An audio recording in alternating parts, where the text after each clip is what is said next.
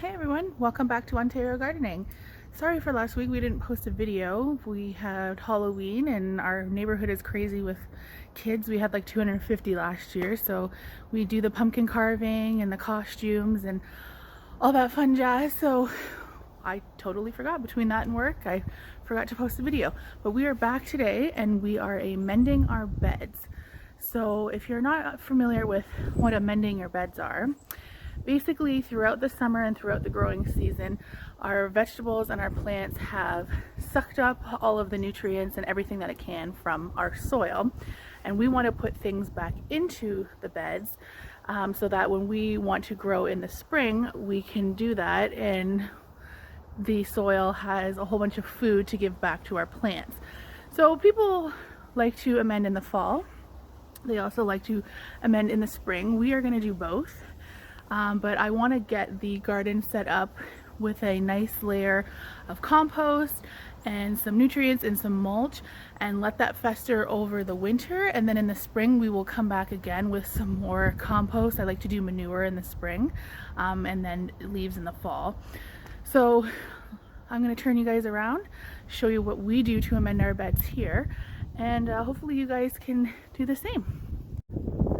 Okay, so the first thing that I have done here is I have gone through and I have tilled up all of the soil. I've gone and I've made sure that there was nothing left in behind, no surprise carrots or radishes or anything buried under the soil, and it's also breaking up that top layer so that it's not so hard and compact, and when I put the nutrients in, it's actually going to get into the soil as opposed to just sitting on top. So I have gone through and I have basically tilled all the way through, except for I have marked where I planted garlic along the edges here.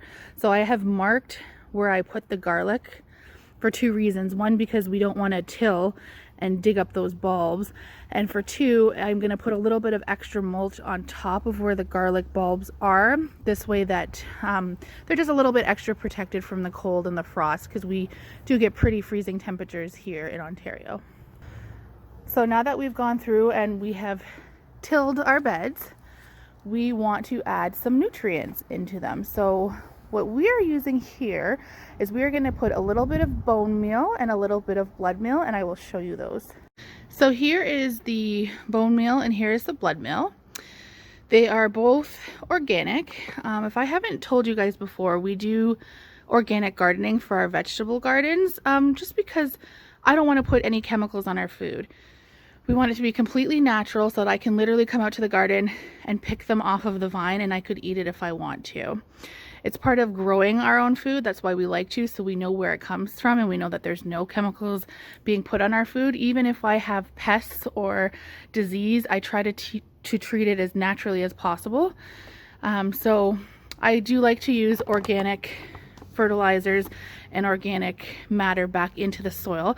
If you don't have access to it, or if it's just not affordable for you, I mean, by all means, use whatever you can. It's just, we like to do things organically. So blood meal, if you're not familiar with what blood meal is, it's literally that. It's blood from animals, dry blood from animals, and it's the same with the bone meal. The bone meal is crushed bones from animals. So this is really good to put into your soil to add those nutrients. So we are going to go and we're going to do that. So there's actual instructions on the back of the bag if you want to follow those. I'm just grabbing it in my hand and I'm sprinkling it through on the soil all around, and I'm going to do that all throughout my entire beds with the bone meal, and then again with the blood meal. So it's pretty straightforward. We're just sprinkling it through and getting a nice layer on there, and then we're going to till that back into the soil. So I'm going to do all of the bone meal and all of the blood meal. And if you're curious just to see here what the blood meal looks like, this is it here. I'm gonna go put some gloves on with this one because this like absolutely stinks, I'm not gonna lie. So I don't want to touch this with my bare hands. So we are going to spread all of this in with that bone meal and then we'll be back. Now the last thing I'm gonna do before I mix this all into the soil is I'm gonna add a little bit of grass clippings. And the reason I'm doing that is I'm just adding a little bit of the green compost element into this garden, and the grass clippings are really good for that. So if you're going to add grass clippings into your garden, 2 things just to make sure of. 1, you don't have any like dog feces or anything from your grass. I get mine from the neighbors. They don't have any animals, and their lawn is not treated with any chemicals or pesticides. That's the other thing to watch for. Making sure that the grass is absolutely as clean and organic as possible. You don't want any of that stuff seeping into your soil, because in turn it will seep into the food that you're eating. So just make sure your grass is clean if you're going to add grass into your beds as a compost. So we're going to mix some grass in, and then we're going to till all of this in. So we're going to till in everything we've just added, and then the grass as well. And once we've tilled that all in, we will add a layer of mulch on top. So let me just get this bed, all this stuff tilled in. I'll do that off camera, and then I'll show you putting the mulch on top. Yes, we are amending. Yes, I put the blood meal and the bone meal in there. Yes. Fair warning, animals love the smell of this stuff. She's crazy. Okay, so as you can see, I've got all of that organic matter now tilled into the beds, and we are going to add a layer of mulch on top. So the layer of mulch that I'm using is going to be just your run-of-the-mill from the trees leaves, and we are sprinkling that all on top. We're going to make a nice layer that's going to hold the nutrients in, and come the winter, once the snow comes on top, because we get feet of snow and we get -30 temperatures, that mulch is going to keep everything kind of in the beds and keep it there. The other thing to note is I'm going to add some extra mulch anywhere that these sticks are for the garlic, because like I think I had already said, we want to just provide that extra layer of protection for those little cloves and those bulbs that are underneath the soil. So in the springtime, they can start popping up and be protected. Hi.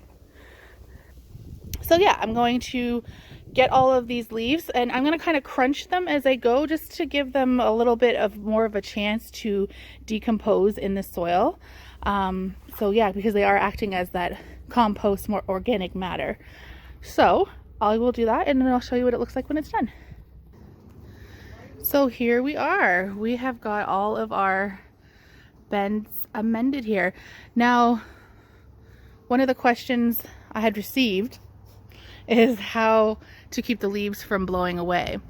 And there's 2 options. You can put like tarps over top if you wanted to, or you could just water this down. Like take your hose or a canister, water it down, get the leaves wet, and then they'll get compact. I'm just going to leave it. It's supposed to rain in the next couple days, so hopefully we don't lose too much, and saves the water. If you have a rain barrel, that's even better. But yeah, so that is how we amend our beds for the winter. And then in the spring, I'll post a video about how we add manure and other amendments to the soil for a spring amendment. So thanks for watching, and keep tuned for more canning videos. We got some other stuff coming up. I'm going to plant some tulips and do some other fall things. Talk to you later. Bye.